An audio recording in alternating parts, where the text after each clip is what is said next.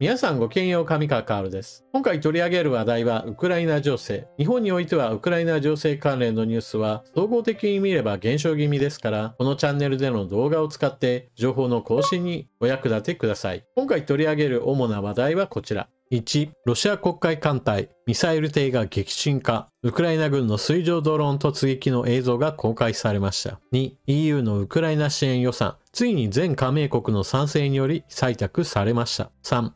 一方予算がないアメリカは3点方式、物々交換でウクライナ支援を模索しています。4、ロシアの国内事情、インスリン注射が劣悪な国産品ばかりになっているとして、ロシアの苦しい内情を見ておきましょう。ロシアの黒海艦隊がウクライナ軍の攻撃を受けて、黒海に対する影響力を失い続けているといった話はこれまで何度かしてきました。今回、そうした影響力の低下がさらに進むであろう、ロシア海軍の軍艦が撃沈されたかもしれない話が出ています。今回ウクライナ軍の標的になったのは黒海艦隊に所属するミサイル艇イワノベッツです。今回の攻撃手段は巡航ミサイルではなく水上ドローンによる突撃です。場所はクリミア半島の西側。それではウクライナ軍が公表した軍艦に対する攻撃の戦闘シーンを見ておきましょう。攻撃は複数の水上ドローンが用いられたということです。水上ドローンが命中したことにより大きな爆発の閃光が見えます。そして水上ドローンの攻撃をかわそうとしてロシア軍からも銃撃が行われています。しかし攻撃を防ぎきることはできず、水上ドローンはさらに突撃を果たします。映像の中には攻撃が命中したであろう船体腹部に大きな損傷が見られます。そして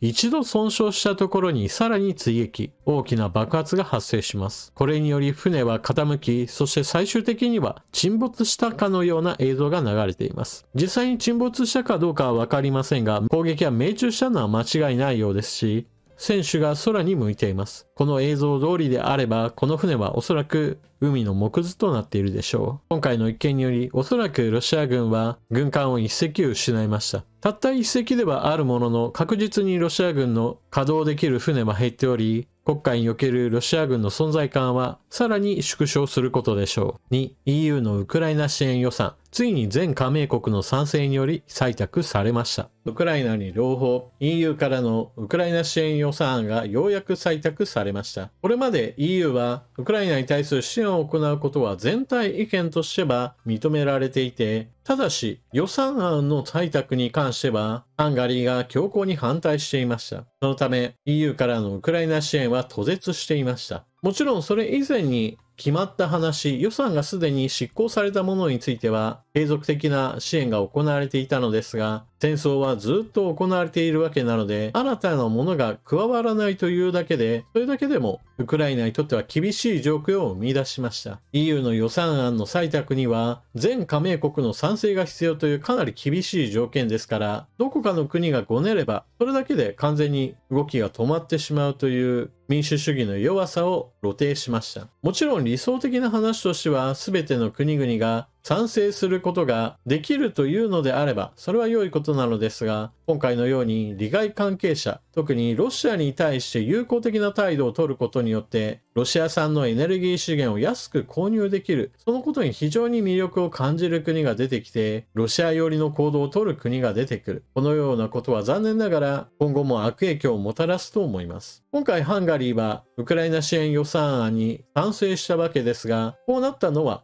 その他の国々から強烈な圧迫を受けたことが後押しとなったでしょう。EU に加盟している国々は EU から補助金を受け取ることができます。しかし、ハンガリーの強硬な態度を見た他の国々がもういっそのことハンガリーに対する補助金は全部打ち切ってハンガリーを苦しめる方向へと EU 全体が動くべきではないかといった意見なども強まり続けてきました。そしてハンガリーが加盟国でありながらその投票権そのものも凍結してしまってもいいんじゃないかといった意見が強まり始めていたのです。このような意見が最終的に通るかどうかはわからなかったわけですが、しかしそのような雰囲気が広がれば広がるほどハンガリーにとっては今後も活動しづらくなるわけですから、どこかの段階で折れざるを得ず、それが今だったというわけです。今回ウクライナに対する支援予算が採択されたことにより継続的な支援がこれからも続けられます。次に予算なしのアメリカ、3点方式物々交換でウクライナ支援について。アメリカのウクライナに対する支援は現在のところ予算が尽きてしまい、2023年に予算が割り当てられたことしか実行できない段階にあります。このことが特に影響しているのは陸上戦です。ウクライナ軍、ロシア軍どちらもそうなのですが、塹壕を掘り、激しい砲撃を双方行っています。ただし、アメリカの軍事支援が激減したことにより、砲撃の数の比率については圧倒的にロシア軍の方が上回っている状況になっています。現在ウクライナ軍は防戦に徹しているため、ロシア軍の猛烈な砲撃下においても戦線は保たれてはいます。しかし、撃ち返す弾が少ないというのであれば、被害はどうしても拡大しやすくなりますから、守っているだけであったとしても、アメリカからの支援が止まっているのは非常に痛手なのです。ただ、ここで忘れてはならないのが、バイデン政権がウクライナ支援をやめたがっているかといえばそうではありません。この点についてちょっと誤解している人がいるのですが、バイデン政権はウクライナ支援を行うために予算をさっさと議会で採択してくれと求めています。では、これに反対しているのは誰かといえば、それはバイデン政権の民主党側ではなく共和党側です。共和党としては、アメリカ国民の納めた税金は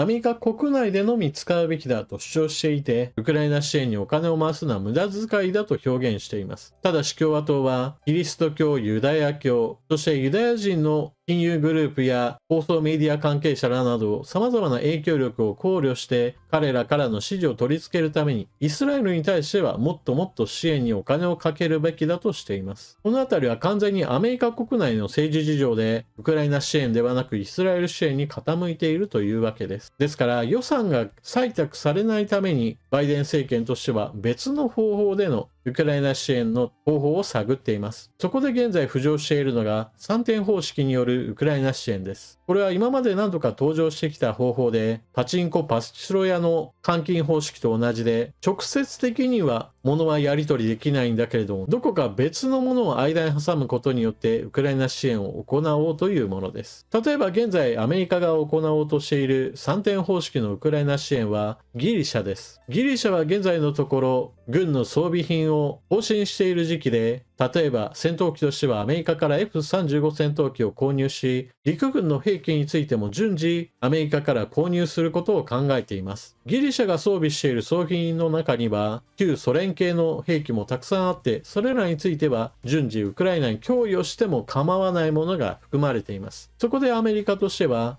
ウクライナ支援に予算がつかないんだったらギリシャに対する軍事支援を行うことによってギリシャの保有しているソ連系の兵器を引き取る、もしくはギリシャ自身にウクライナに兵器を渡してもらおうという3点方式の支援を進めています。ギリシャからウクライナに渡る兵器については短距離の防空兵器などが主体となるであろうと言われています。またこの方式ではヨーロッパ各国だけではなく中南米や中東の国々などにおいてもアメリカの交渉が仕掛けられており、それぞれの国々において兵器を新しくしたいなと思っている国などはアメリカから兵器を安く購入したり、もしくは供与される形で今手元にある兵器をウクライナに渡すといった行動がこれからも見られるかもしれません。なおこのような方式は何も珍しいものではなく、ヨーロッパにおいてはドイツがすでに何例か先例があります。東欧南欧の国々においては旧ソ連製の兵器類などがまだ眠っていることもありますし、現役装備品のこともあります。そのような国に対してドイツが自国の兵器などを供与することによってウクライナ支援を実現した例はいくつかあります。アメリカは